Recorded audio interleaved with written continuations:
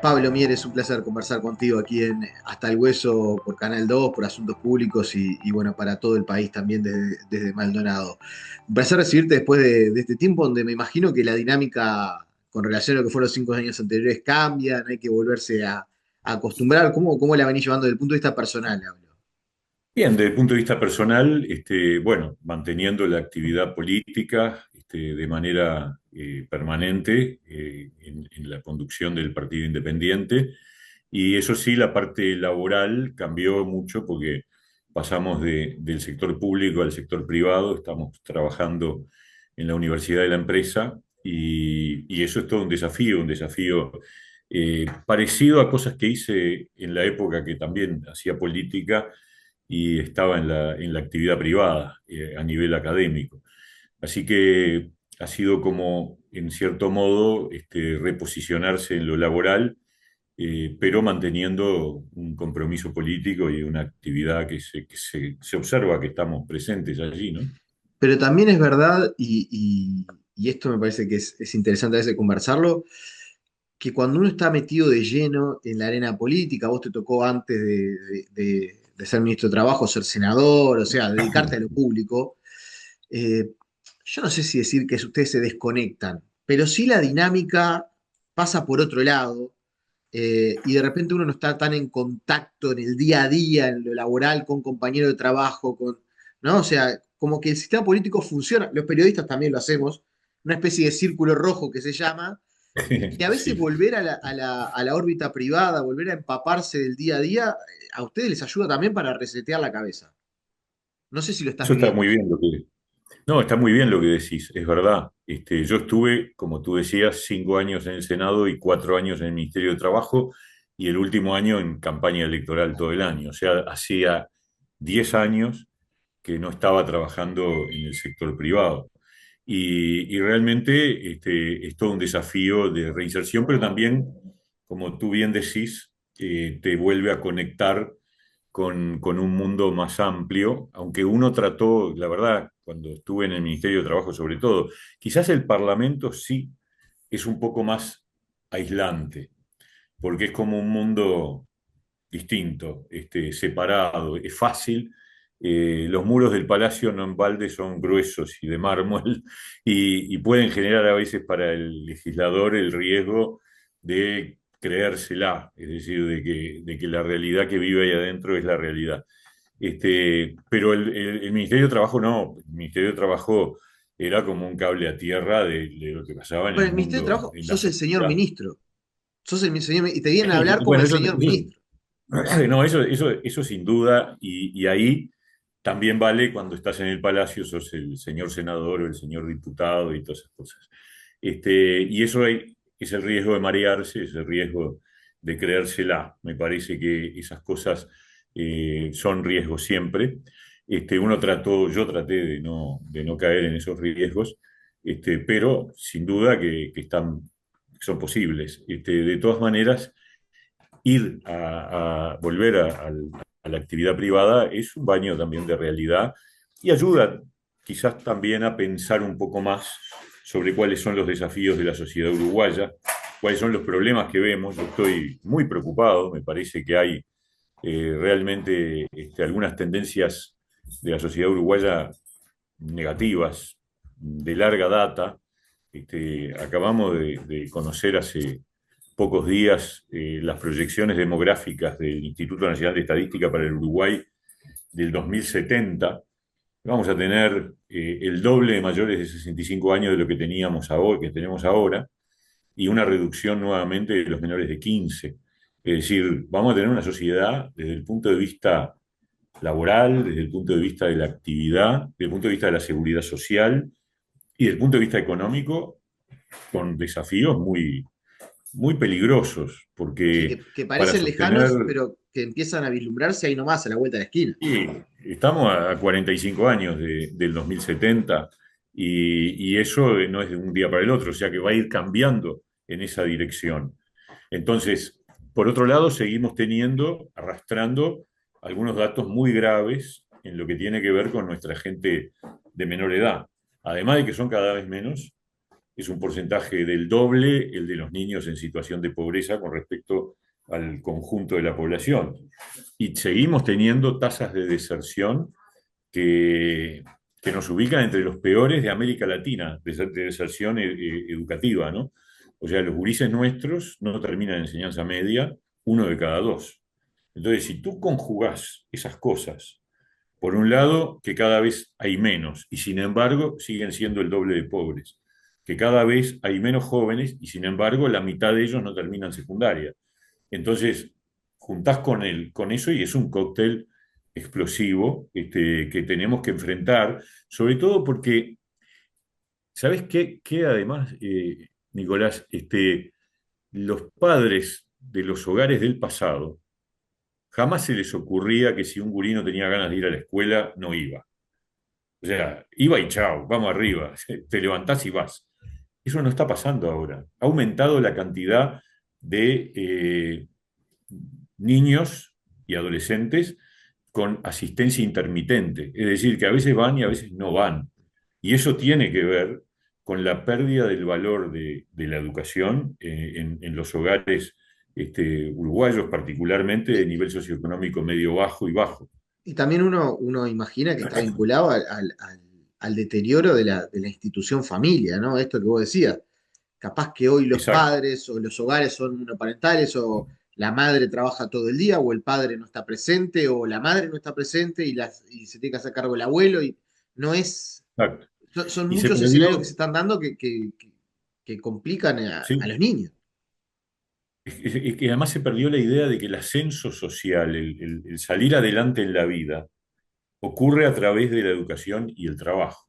Eso ha dejado de ser un valor común entre los ciudadanos uruguayos y hay una parte de la sociedad que no cree más en ese camino.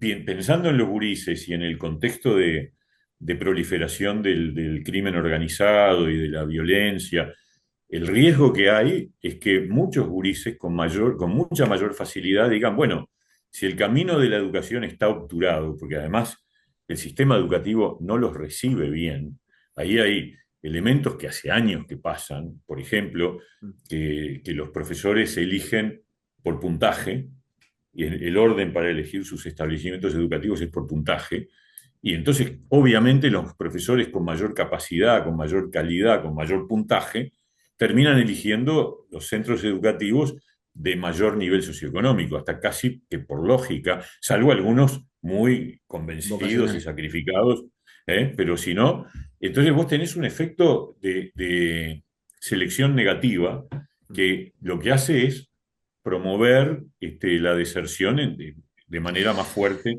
entre los sectores más bajos. Y Pablo, Hay que cambiarlo ya, estas cosas. Nico, yo la verdad que estoy en la política hace muchísimo tiempo y siento que todos estamos fracasando, y me incluyo, por sí, supuesto, sí, sí. porque esto de la pobreza infantil es de los años 80 que lo No, y sabemos. aparte, ¿sabés lo que te escuchaba? Y decía, volvió el Pablo Mieres del Senado, porque vos eras un tipo muy identificado con los temas educativos, con un Sí, discurso muy presente de lo educativo, que después por tu trabajo en el Ministerio de Trabajo y Seguridad Social, el cariz político, como que, no voy a decir que habías abandonado esta pasión, pero sí tu discurso iba más perfilado a la expertise laboral, de las relaciones laborales. Y ahora es como que estás volviendo un poco a la fuente de lo que sí. uno veía de hace 7 8 10 años. Puede ser, puede ser.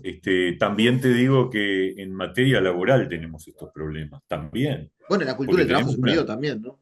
el desempleo juvenil es 3 veces más grande que el desempleo en total de la población. Entonces, todas las variables indican que nuestros jóvenes, nuestros niños, nuestros adolescentes no tienen una buena vida y es increíble que no podamos dársela siendo una población donde ese sector es particularmente chiquito. Es decir, cuando vos decís la pobreza infantil y estás hablando de que los pobres menores de 6 años son el 20%, estás hablando de no más de 20.000 hogares. O sea, tenés muy focalizado el problema de la pobreza infantil. Y no podemos construir un paquete de medidas, de prestaciones que levanten el nivel de ingresos, por lo menos el nivel de ingresos. Además de eso, habría que cubrir otros elementos que tienen que ver con la vivienda, que tienen que ver con las condiciones, con el hábitat. que tiene que ver con el acceso al trabajo, pero por lo menos el de ingresos. Y vos sentís eso, que todos hablamos el año pasado en campaña electoral de la prioridad que tenía que ser la pobreza infantil, particularmente el Frente Amplio, pero nosotros también.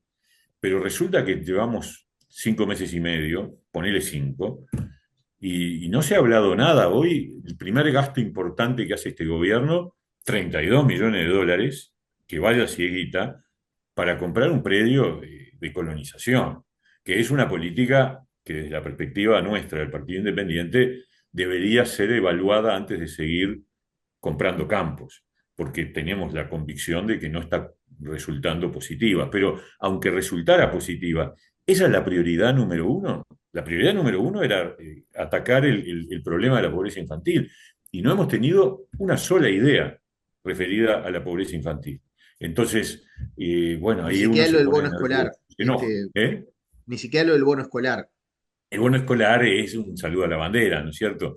Nico, todos sabemos que 2.500 pesos una vez en el año para 110.000 pibes que están en la escuela no es un programa sólido y potente de combate a la pobreza infantil.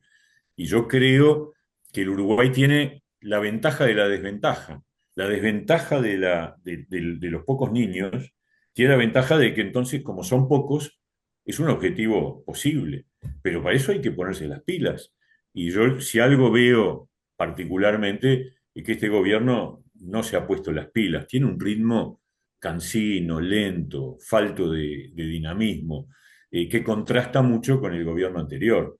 Vos dirás, bueno, pero tuvimos la pandemia, sí, que nos obligó a ponerse a full de golpe, inmediatamente. Pero no te olvides que a esta altura de hace 5 años ya había una ley de urgente consideración votada en el Parlamento de 200 artículos que incorporaba modificaciones en 10 o 12 campos de políticas públicas.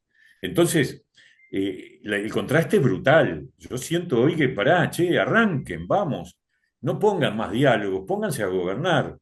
El tiempo de dialogar y de buscar soluciones, no sé qué, no puede ser que nos convoquen a un diálogo social para que dentro de un año surjan propuestas para trasladarle al gobierno. No, no fue eso lo que le vendieron a la gente.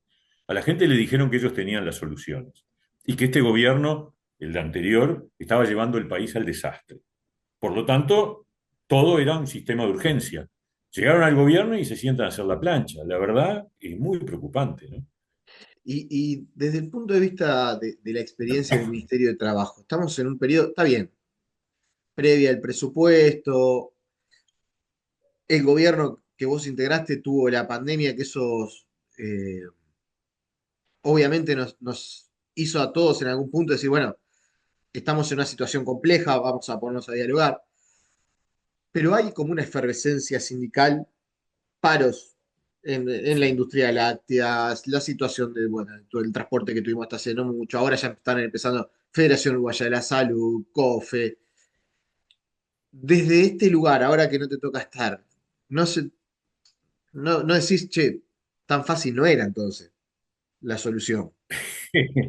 Claro que no era, nunca fue, y parte de los conflictos que hoy vive, que está sufriendo este gobierno y el Ministerio de Trabajo del Frente Amplio, los vivimos nosotros también. El tema de la pesca, el tema del sector lácteo, el tema del transporte focalizado además en una empresa en particular como es COPSA, podríamos seguir abundando.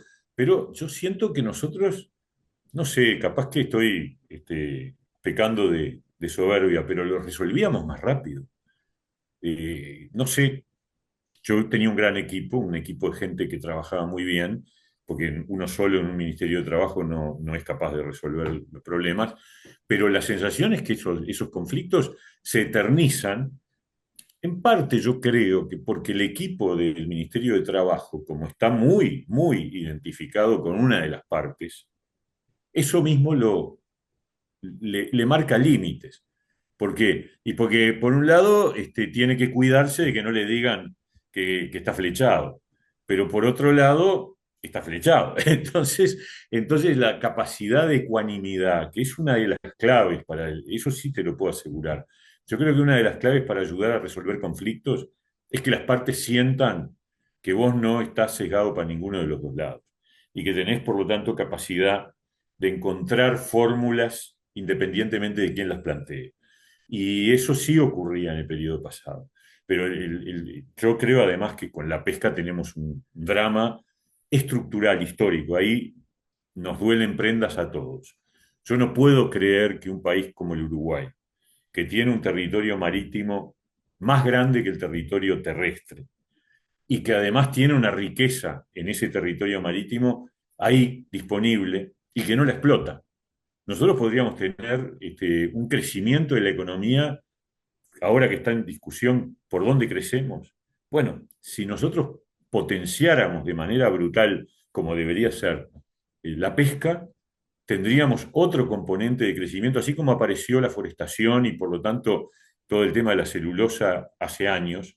Yo tengo la convicción de que la pesca es un capital desperdiciado y además agravado por un sistema de relaciones laborales extremadamente complejo y duro.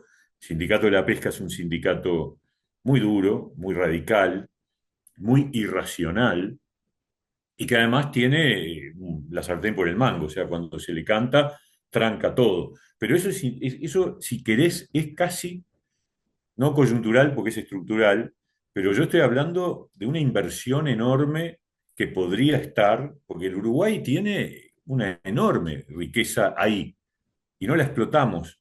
En realidad nosotros miramos el mar como parte, y esto para Maldonado es particularmente relevante, como parte del turismo de sol y playa. Es decir, el lugar donde en el verano nos bañamos y le Sí, sí. ofrecemos a los turistas una maravilla que es real. Pero tenemos toda otra oportunidad que es la pesca, y la verdad que es un debe, y ahí repito, no estoy pasándole factura a este gobierno, porque en realidad hemos pasado todos por el gobierno y la pesca sigue siendo una asignatura pendiente. Y te hago las últimas dos, una sobre esto y otra sobre política a nivel nacional. Sobre esto, acá en Maldonado estas últimas semanas, sobre todo en estos últimos días, hay bastante preocupación por un conflicto a nivel del Zunca, un Zunca que acá en Maldonado de repente es mucho más combativo, mucho más duro que el Zunca Montevideo, con el que quizás se puede llegar a un acuerdo. Obviamente que son duros también en momentos de negociación y eso, pero tiene otra lógica sindical. ¿Cómo se hace para lidiar con eso? Para lidiar con ese nuevo sindicalismo que a veces pecha primero antes de sentarse a una mesa a dialogar como pasaba antes. Es verdad. En el Zunca, mi experiencia ha sido que es un sindicato duro, pero al final negocia y encuentra acuerdos. Es verdad lo que tú decís, que la filial Zunca Maldonado, primero que tiene su propia autonomía, que no funciona de manera totalmente ordenada o articulada con el Zunca a nivel nacional. Y segundo, claro, que tiene ese poder porque además la industria de la construcción en Maldonado es extremadamente relevante por su perfil turístico, y que requiere entonces de inversiones permanentes en materia constructiva. Así que yo creo que bueno, que no puedo dar recetas porque no las hay. Cuando uno se sienta a negociar, tiene que tener sobre todo mucha creatividad para encontrar las fórmulas concretas que permitan resolver el problema. Y a veces ese problema, hay veces, es verdad, que algún sindicato no quiere resolverlo, porque yo creo que, no estoy hablando de que ese sea el caso, no quiero decirlo porque me faltan datos para decirlo, pero yo he visto casos en donde la conducción sindical se legitima en el conflicto. Es decir, el presidente del sindicato, el principal dirigente o el equipo de dirección siente que necesitan conflictos para legitimarse como conductores del sindicato. Y ese es un gran peligro, porque eso lleva a que el conflicto se convierta en un fin en sí mismo, ¿no es verdad? Pero bueno, no es todos los sindicatos ni la mayoría, pero en algunos casos uno nota que es una manera de reafirmarse. Pablo, te hago la última. Ya dijiste que el gobierno funciona a tranco lento, que se tiene que Es poner las verdad. pilas, hablaste Parece que ellos de... mismos están conscientes de eso. Hoy hay una nota que le hacen a Fernando Pereira, no, perdón, Sí. una información que sale en el diario El País, Ujú. que los dirigentes le están diciendo a Fernando Sí. Pereira que están desconformes con el tranco del gobierno. Ahora, también es verdad que el gobierno puede estar funcionando trancolento, la oposición está sonando totalmente desafinada. Con Puede ser, y algunos yo, temas entre sí, ustedes mismos, entre Perrones, Sotelo, Cabildo Abierto, que dice no hay coalición, no hay coalición, la calle pasa que, Pou, los pasa que, Colorados, que si no sabes si hablar con Bordaberry o con Ojeda, para mí, algo a ver, está para mí pasando Perrone ahí. está fuera de la cancha, insulta, dice cualquier cosa, negocia todo el tiempo para el otro lado, pero además después acusa a los otros de hacer lo que él mismo hace. Bueno, en fin, ¿Pero qué quiere no decir hay que que está fuera perder de la tiempo. cancha? Pero que su actitud y sus posturas insultantes, enojosas, agraviantes hacia sus socios, y es bastante más moderado con el gobierno, ¿no es cierto? Pero bueno, no vale la pena perder el tiempo con eso. Me parece que no vale la pena. Yo creo que tenemos que operar más articuladamente, que no hay que desgastar instrumentos. Yo no estoy de acuerdo en esa lógica de pedir renuncias una tras de otra, porque al final el instrumento de plantear una renuncia, que es una decisión extrema, bueno, se desgasta. Porque si vos le pedís renuncia permanentemente a todos, me parece que al final es como lo del pastor mentiroso. Si pasás anunciando una cosa, la medida se vuelve inocua. O sea que hay que tener cuidado. Pero nosotros creemos que tenemos que empezar a coordinar, se coordina a nivel parlamentario. Bien, hasta ahora estoy hablando de los tres partidos que han ratificado una voluntad coalicionista. Cabildo, al revés, ha manifestado más bien reticencias a coordinar como coalición. Pero por lo menos entre los tres partidos, Partido Nacional, Partido Colorado y Partido Independiente, hemos tenido un buen nivel de coordinación parlamentaria. Esa es la realidad, incluso en temas complejos como el de la caja de profesionales. Pero quizá falta ahora construir un acuerdo, una coordinación más política, pero claro, entre tanto hubo procesos de decisión interna dentro de cada uno de los dos partidos más grandes, el Partido Nacional y el Partido Colorado. Bueno, seguramente en esta segunda mitad del año podremos avanzar en esa dirección, que a mí me parece que es un buen camino, ¿no? Pablo, como siempre, un placer, ¿eh? Un gusto. Encantado, Nico, encantado. Saludos a todos por ahí.